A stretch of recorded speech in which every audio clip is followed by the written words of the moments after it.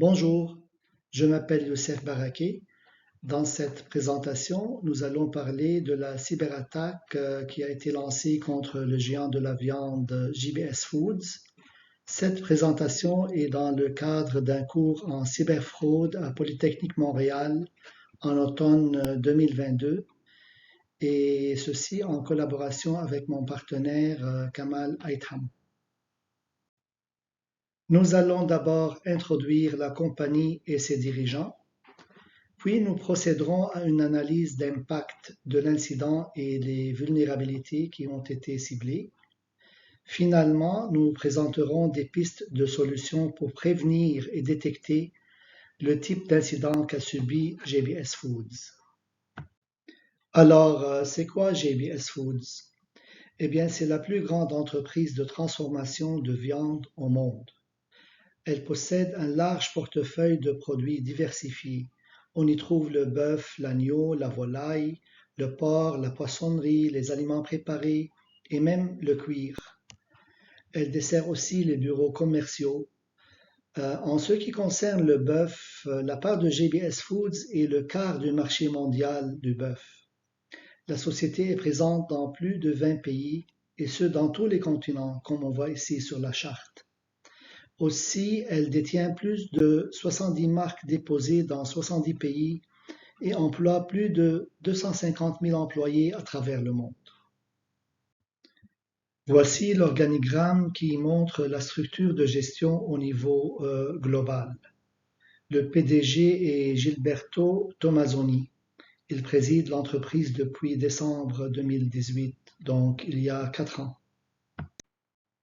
Un des dirigeants clés qui était le plus affecté par l'incident est André Nogueira.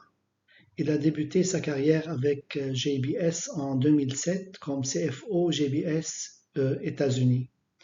En 2012, il a présidé JBS Australie, puis il a présidé JBS États-Unis depuis 2013 jusqu'à 2021.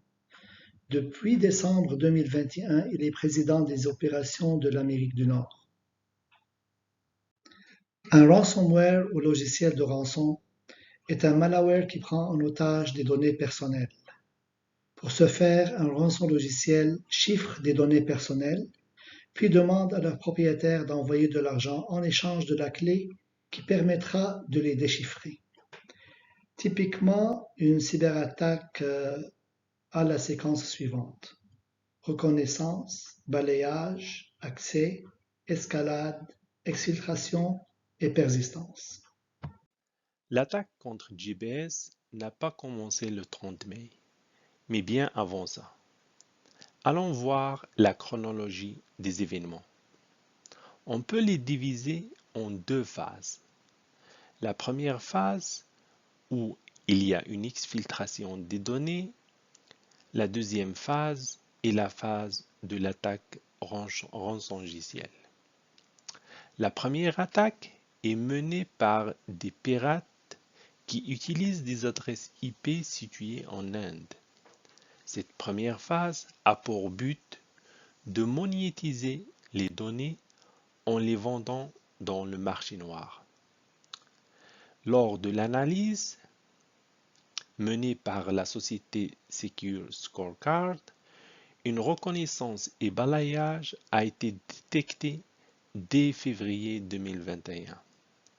Probablement, des informations d'identification sont divulguées qui appartiennent aux employés de la filiale australienne.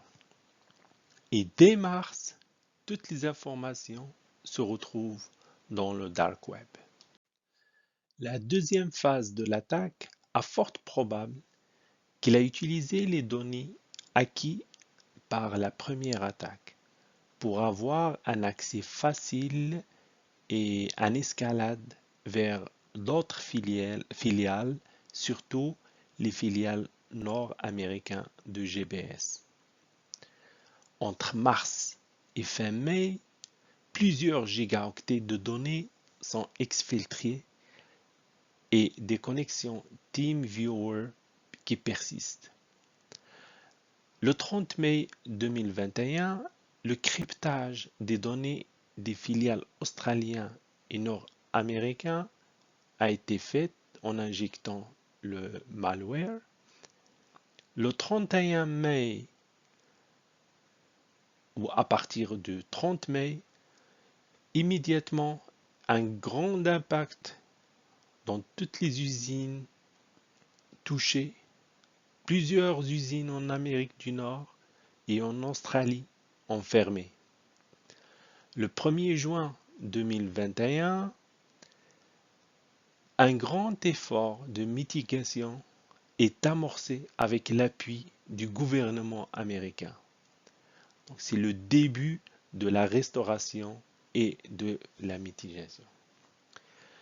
En 2 juin 2021, on voit là le retour à la normale, le début du retour à la normale. L'usine de transformation de bœuf au Canada, en Alberta, reprend sa pleine capacité. En 3 juin 2021, selon André Nogueira, la réponse rapide des systèmes informatiques a aidé à un retour à la normale et il a déclaré que toutes les installations infectées sont à nouveau en pleine capacité. Mais est-ce vrai? Dans ses communications, JBS prétend être une entreprise qui résiste aux attaques, mais la vérité, c'est qu'elle était vulnérable. JBS USA a confirmé le 9 juin avoir payé 11 millions de dollars de rançon en réponse à l'attaque du ransomware. JBS Foods a démontré plusieurs vulnérabilités, notamment au niveau de la détection, de l'authentification et de la sauvegarde. Il y a eu des failles de détection lors de la tentative de reconnaissance RDP, lors de la persistance des sessions TeamViewer, les échanges avec des adresses IP et serveurs suspects, et aussi une mauvaise surveillance du dark web. Quant à l'authentification, il n'y avait pas une authentification à double facteur et une mauvaise gestion des comptes authentifiés de l'externe. Finalement, il y a eu mauvaise gestion du système de sauvegarde, backup. Ici, nous présentons des recommandations et des solutions pour détecter et prévenir de tels incidents. Il faut d'abord serrer l'authentification, utiliser au moins une authentification à double facteur pour protéger les comptes. Il faudra former les clients à détecter les cyberattaques, donc une formation. Changer régulièrement les mots de passe, maintenir les appareils à jour, sauvegarder régulièrement les données en cas de violation, nous aurons une sauvegarde. Stocker les données dans un cloud secure et crypter les informations essentielles, y compris les informations financières et celles des comptes clients.